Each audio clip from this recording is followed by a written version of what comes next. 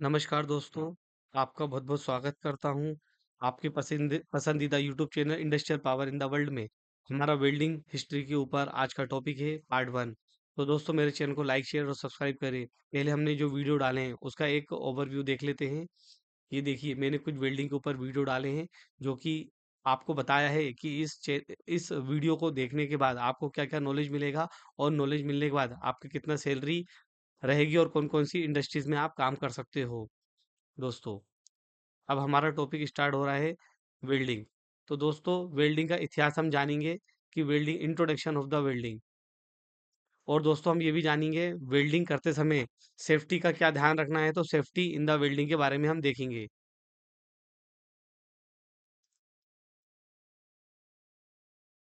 दोस्तों हम देखेंगे introduction and classification of the welding, nomenclature, symbol of the welding, power source of the welding, physics and principle of arc welding, different type of the welding method and their details, welding defects and inspection।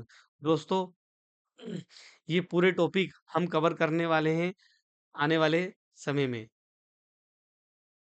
दोस्तों कुछ मैंने pictures photographs डाले हैं पुराने जमाने के, हजारों साल पहले वेल्डिंग के वीडियो, वीडियो नहीं सॉरी, पिक्चर्स। ये देखिए दोस्तों, हिस्ट्री ऑफ द वेल्डिंग हमारा टॉपिक स्टार्ट हो चुका है। History of the welding. दोस्तों पहले के ज़माने में किस तरीके से वेल्डिंग की जाती थी, उसका पूरा डिटेल हम देखेंगे। जैसे कि यहाँ लिखा है हिस्ट्री ऑफ द वेल्डिंग।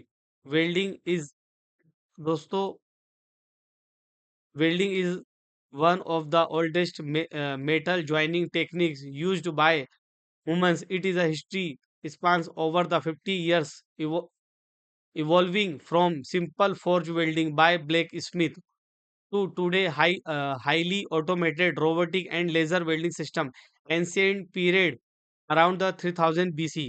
दोस्तों हम इस वेल्डिंग के बारे में बात कर रहे हैं, जो कि oldest joining technique welding welding है। दोस्तों इंसानों द्वारा इस्तेमाल की जाने वाली ये सबसे पुरानी वेल्डिंग है, जो कि दो धातुओं को जोड़ने में तकनीकी का यूज किया जाता था। दोस्तों 5000 से साल पहले, जैसे कि यहाँ लिखा है 5000 साल पहले से भी अधिक पुरानी है। इसका विकास दोस्तों शुरुआत में जो ब्लैक स्मिथ बोला है, उसमें लोहार, हिंदी में लोहार बोला जाता है, लोहार द्वारा वेल्डिंग की जाती है। इसको हथौड़े से लोहे को गर्म करके, लोहे को मतलब कि गोल्ड को गर्म करके इसको हथौड़े से पीटा जाता था और और वेल्डिंग हो जाती थी। दोस्तों ये जो वेल्डिंग है, ये प्राचीन काल के समय में, जैसे कि मैं यहाँ लिखा, सोना और तांबे को गर्म करके जोड़ा जाता था। तो दोस्तों आपको ये मालूम पड़ा कि सबसे पुराना ये जो है फोर्ज वेल्डिंग है। कौन सा वेल्डिंग है? तो दोस्तों फोर्ज वेल्डिंग है, जो 5000 साल पुराना है। अगर दोस्तों हम वेल्डिंग की बात करें, तो दोस्तों सबसे पुराना सबूत जैसे कि 2000 3000 बीसी के समय मिलता है, जो मिस्र और मेसोपोटामिया के जो लोग थे, वो दोस्तों प्राचीन सभ्यता में लोगों सोना और तांबे जैसे धातुओं को गर्म करके हथौड़े से ठोकते ठोकते और गर्म करके उसको जोड़ा जाते थे। तो दोस्तों ये ज़्यादातर इंडस्ट्रीज में यूज़ नहीं होती थी। ये वेल्डिंग जो है ज्वेलरी, वेपन्स, हथियार बनाने में, सजावटी सामान आदि कार्यों में यूज़ किया जाता था दोस्तों। दोस्तों वेल्डिंग की सबसे शुरुआत, जैसे कि मैंने आपको बताया, 3000 साल से लेकर 5000 साल के में होती थी। तो जो इजिप्ट के लोग थे वो यूज़ करते थे दोस्तों इसमें वेल्डिंग का। कॉपर और गोल्ड को, जैसे यहाँ लिखा है, कॉपर और गोल्ड को हीटिंग और हैमरिंग के द्वारा वेल्डिंग होती थी दोस्तों। दोस्तों हम वेल्डिंग के हिस्ट्री के बारे में देख रहे हैं, और अब आया है अपना आयरन एज। 1200 बीसी से लेकर 500 एडी तक। तो दोस्तों जैसे during the iron age blacksmith developed forge welding, two pieces of heated iron were the hammered together until they fused into the single piece. The technique was the widely used to manufacture sword, spears, horse saws, and agriculture tools. तो दोस्तों इसका क्या पूरा detail हुआ वो आपको मैं बताता हूँ दोस्तों।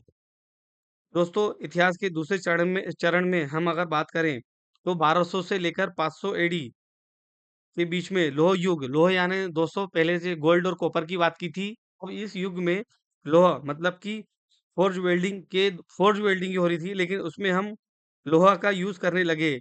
लोहे के दो टुकड़ों को बहुत तेजी से गर्म करते थे, जैसे कि यहाँ पर दिखा रहा है, तेजी से गर्म करते थे और उसको जोड़ते थे। यह एकदम उसका मतलब इस वेल्डिंग का यूज करने से क्या क्या औजार बन गए, तलवारें, भाले दोस्तों, और खेती के सामान, एग्रीकल्चर जैसे कि बड़े पैमाने पे यूज किया जाने लगा दोस्तों।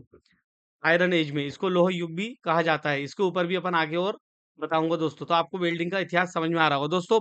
किसी चीज के बारे में समझना है ना तो उसका बेसिक से समझना है। अगर आपने बेसिक से नहीं समझा, आधा अधूरा समझा ना, तो आप कुछ भी समझ नहीं पाओगे। ये बात आप ध्यान में रखिए। इसलिए इस वीडियो को अंत तक देखिए दोस्तों।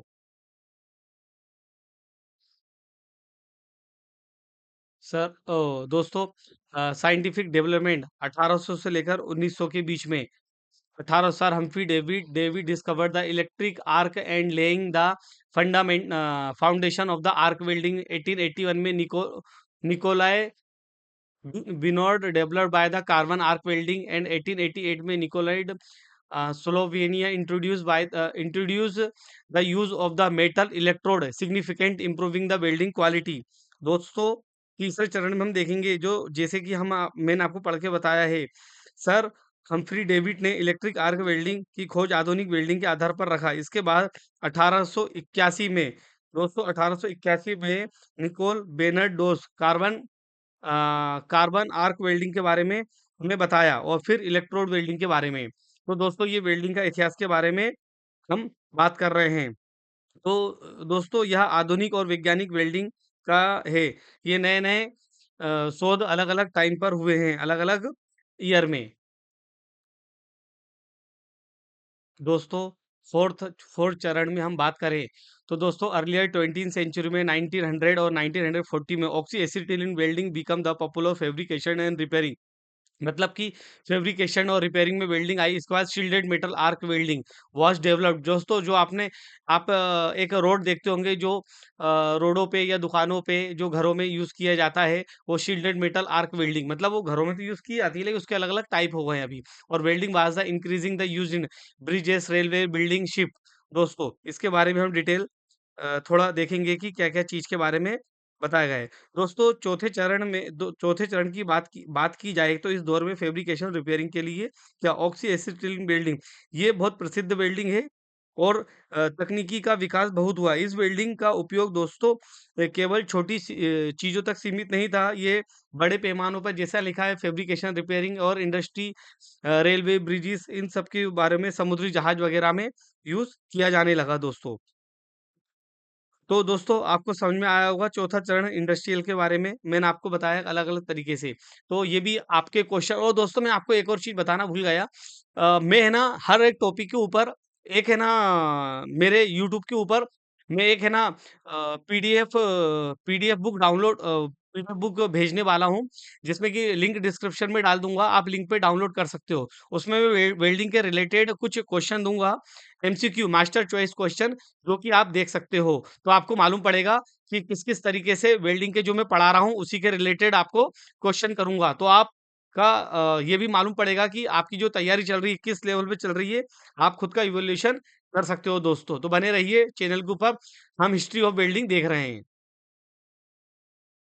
हाँ दोस्तों फिफ्थ चरण में हम देखेंगे history of the welding. World war first और सेकंड में 1914 में और 1945, मतलब 1914 में और 1945 में दोस्तों demand for the welding increasing dramatically. दोस्तों welding replace the riveted joint in the many application. दोस्तों जैसे कि वेल्डिंग के पहले है ना रिविट्स वगैरह ज्वाइनिंग किया जाता था, मैं उसके बारे में बताऊंगा। लेकिन फिर involve the faster production of the जैसे ship, tank, aircraft, military equipment. दोस्तों जब वर्ल्ड वार सेकेंड हुआ ना तो उसमें जैसे कि हम बात कर रहे हैं वर्ल्ड वार टू का और फर्स्ट और सेकंड का, तो दोस्तों विश्व युद्ध के समय वेल्डिंग की मांग बहुत तेजी से बढ़ी, क्योंकि पुराने समय में रिविट वगैरह जॉइंट्स किए जाते थे, लेकिन उसी जगह पर वेल्डिंग का यूज किया जाने लगा। क्योंकि दोस्तों जैसे कि शिप है, टैंक है, एयरक्राफ्ट है, मिलिट्री के इक्विपमेंट हैं, ये बहुत ही समय में तेज़ी से संभव हो सके, मतलब ये बहुत स्ट्रॉन्ग होने लगे, इसलिए इस वेल्डिंग का यूज़ किया जाने लगा। नेक्स्ट दोस्तों हम 6 चरण की बात करते हैं, तो मॉडल वेल्डिंग ईरा मतलब कि दोस्तों इस युग में 1950 से लेके 2000 में मेनी मॉडर्न वेल्डिंग प्रोसेस। तो दोस्तों इसमें है ना गैस मेटल आर्क वेल्डिंग आई, गैस टंगस्टन आर्क वेल्डिंग आई, flux cored arc welding, submerge arc welding, plasma arc welding, laser beam welding, electron beam welding. This process improve the productivity quality in automation. तो दोस्तों इस युग में ये अलग अलग टाइप की वेल्डिंगों का आविष्कार तो हुआ है, लेकिन ये बहुत तेजी से इम्प्लीमेंटेशन होने लगा और इनका युग आ गया।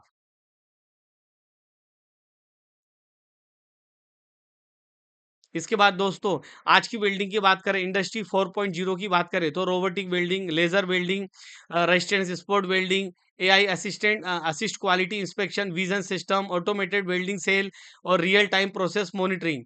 तो दोस्तों आगे अभी दोस्तों मैं आपको एक और चीज बताता हूँ, जैसे कि आप इसका स्क्रीनशॉट भी ले सकते हैं। जैसे कि 3000 बीसी में gold and copper joining the ancient civilization, 1200 BC में फॉर्ज वेल्डिंग, ये अलग अलग टाइप के मतलब वेल्डिंग का यूज़ किया गया है दोस्तों।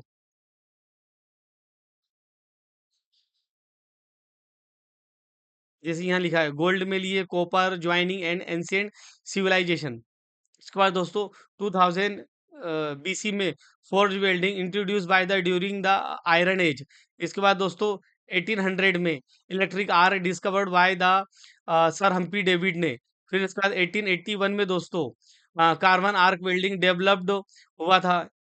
1980 1888 में metal electrode and arc welding introduce हुआ था। इसके बाद अर्लियर 1900 में दोस्तों ऑक्सी एसिटिलीन वेल्डिंग बीका में पॉपुलर, ये बहुत पॉपुलर वेल्डिंग हुई थी। 1914 और 45 में rapidly growth of the welding during the world war. दोस्तों जब वर्ल्ड वार फर्स्ट और सेकंड हुआ था तो इसमें वेल्डिंग का बहुत तेजी से यूज होने लगा, क्योंकि ये स्ट्रॉन्ग और मजबूत थी और वहाँ ज़रूरत पड़ने लगी दोस्तों। मिग और TIG welding, FCAW welding, submerge arc welding develop in the industry. ये इंडस्ट्रीज में इन वेल्डिंग का ज़्यादा यूज़ हुआ। और 1980 से लेकर प्रेजेंट तक robotic welding, laser welding, automated become wide speedily. तो दोस्तों आपको वेल्डिंग का इतिहास समझ में आया होगा। ये बहुत इंपॉर्टेंट चैप्टर चल रहा है वेल्डिंग का इतिहास के बारे में, और हम आगे चल के और भी देखेंगे, तो आपको समझ में आएगा वेल्डिंग का हिस्ट्री। तो दोस्तों और भी हिस्ट्री है, लेकिन आपको अभी इतना समझ में आया होगा। अभी मैं नेक्स्ट और उसमें भी बताऊंगा आगे, है ना। और हमारा नेक्स्ट है ना टॉपिक क्या होने वाला है वो भी मैं आपको क्लियर करता हूँ दोस्तों। इसमें और भी चीजें हैं, जैसे मेटल एंड साइंस टेक्नोलॉजी के बारे में पढ़ रहे हैं, इंट्रोडक्शन ऑफ द वेल्डिंग। ये भी हम मतलब उसमें बहुत, जैसे कि मैं आपको बताता फोर्ज वेल्डिंग, हथौड़े से या इनको ठोक ठोक कर ऐसा रोड बनाया जाता था, ये कहाँ कहाँ पर यूज किए जाते थे, ये भी इसी वीडियो के बारे में आगे आपको मैं बताऊंगा। मेटल फैब्रिकेशन, हमारे जैसे शिप बिल्डिंग बताया मैंने, बिल्डिंग बताया, ब्रिजेस बताया, हाँ। और ये मतलब कि अलग अलग टाइप में यूज किया जाता है, यहाँ पर लिखा हुआ है मैंने आपको पूरा डिटेल, फोटो के साथ डिटेल इसके ऊपर वीडियो आएगा।